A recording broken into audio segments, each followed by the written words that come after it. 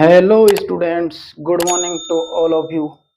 जैसा कि आप देख सकते हैं, हम आज आपको कराने जा रहे हैं पार्ट 14 यानी पार्ट 14 एक्सरसाइज 1.1 का चौथा क्वेश्चन, कक्षा 10 वास्तविक संख्याएं। वास्तविक संख्याएं जो चैप्टर है वो चैप्टर आपका चल रहा है। ध्यान पूर्वक देखिए और अच्छे तरीके से समझिए। इसमें दिया हुआ है कि HCF बराबर 9 है दो संख्याओं का, और LCM हमें याद करना है, और हमें दोनों संख्याएं दी हुई हैं। जब हमें दोनों संख्याएं दी हुई हो और HCF या LCM में से एक चीज दी हुई हो तो हम अच्छी तरीके से और याद कर सकते हैं।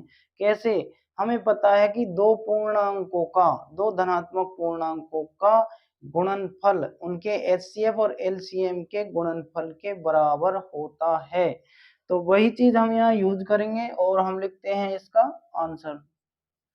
देखिए, हम जानते हैं कि HCF 306 और 657 का इनटू LCM किसका 306 और 657 का, ये किसके बराबर होता है? इन दोनों के गुणनफल के बराबर।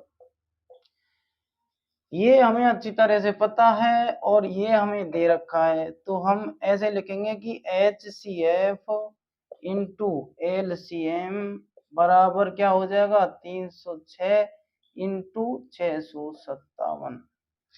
अब यहाँ पर हमारा मतलब ये नहीं है कि HCF को हम इससे मल्टीप्लाई करेंगे, ये तो हमने लिखा है कि पहली संख्या इंटू दूसरी संख्या के जो HCF और LCM होंगे उनका जो वो होगा गुणनफल, उन दोनों के HCF और LCM के गुणनफल के क्या होगा? इधर बराबर होगा। ये दोनों संख्याएं हैं।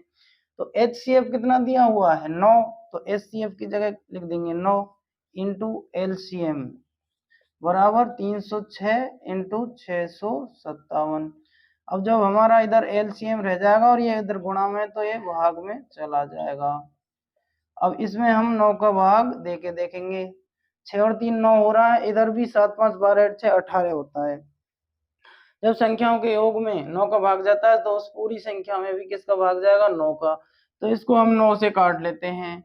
9 एकम 9, 9 7 63, बचेगा 2, 9 3 27, 73 बार कट जाएगा। तो इधर हम मल्टीप्लाई कर लेंगे 306 इंटू 73।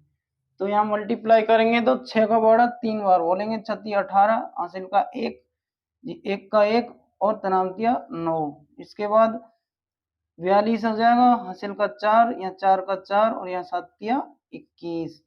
इसको जोड़ देंगे अब हम, और 4 13 और ये हो जाएगा।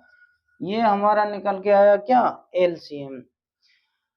हमारा LCM निकल के आया है 22,338। तो इस तरह से ये क्वेश्चन हमने याद किया है, दो धनात्मक पूर्णांकों पर आधारित। इसके बाद हम एक दूसरा क्वेश्चन भी इसमें कर लेते हैं। Question number 5। क्वेश्चन नंबर 5 है, वो है जांच कीजिए, जांच कीजिए। ऐसा हम आपको एग्जाम्पल भी करवा चुके हैं। जांच कीजिए कि क्या किसी प्राकृतिक संख्या, जांच कीजिए कि क्या किसी प्राकृतिक संख्या n के लिए 6 की पावर n जो संख्या है 6 की पावर के लिए संख्या 6 की पावर n अंक 0, ये क्या है? 0 अंक 0 पर समाप्त हो सकती है। आपको ये जांच करना है कि ये संख्या 0 पर समाप्त हो सकती है या नहीं हो सकती है। तो देखिए, जांच कीजिए कि क्या किसी प्राकृतिक संख्या n के लिए, जांच कीजिए कि क्या किसी प्राकृतिक संख्या n के लिए संख्या 6 की पावर n अंक 0 पर समाप्त हो सकती है। तो हम अच्छी तरह से जानते हैं कि कोई संख्या 0 पर कब समाप्त होती है?